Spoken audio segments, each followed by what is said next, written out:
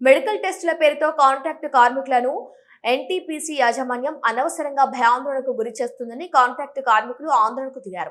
NTPC Dhanvantari ఆసుపత్రి ఎదుట JAC నాయకుల ఆధ్వర్యంలో ధర్నా నిర్వహించారు.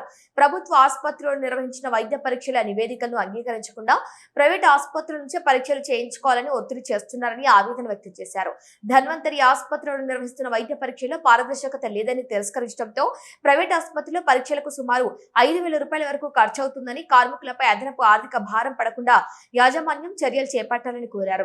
మెడికల్ టెస్టుల పేరుతో కాంట్రాక్ట్ కార్మికులను వేధించడం మానుకోవాలని, కార్మికుల సమస్యలు వెంటనే పరిష్కరించకపోతే ఆందోళనను మరింత ఉధృతం చేస్తామని జేఏసీ కార్మిక సంఘాల నాయకులు హెచ్చరించారు.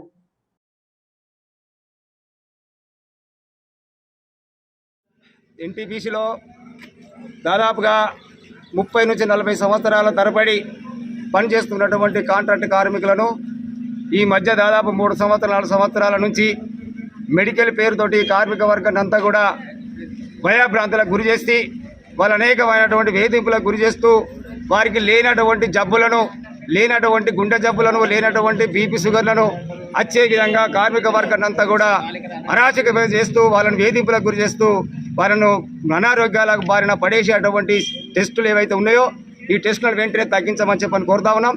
గత 30 సంవత్సరాల నుంచి ఏనాడు లేనటువంటి మెడికల్ టెస్టులు ఈ మధ్య కాలంలో తీసుకొచ్చి కార్మిక వర్గాన్ని అంతా కూడా భయాభ్రాంతకు గురి చేస్తున్నారు. వాళ్ళ సావులకు కారణమవుతుంది.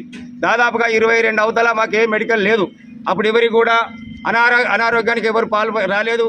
అలా గుండె జబ్బులు లేవు, బీపీ లేదు, షుగర్ లేదు. ధూళిలో పనిచేసే వాళ్ళకు రోగాలు రాకపోతే ఏమొస్తాయి అక్కడ కాబట్టి ఖచ్చితంగా దీనికి బాధ్యత వహించి ఈ టెస్టులు మినిమం టెస్టులు చేయాలి, లేదంటే మెడికల్ మొత్తం రద్దు చేయాలని మేము కోరుతున్నాం.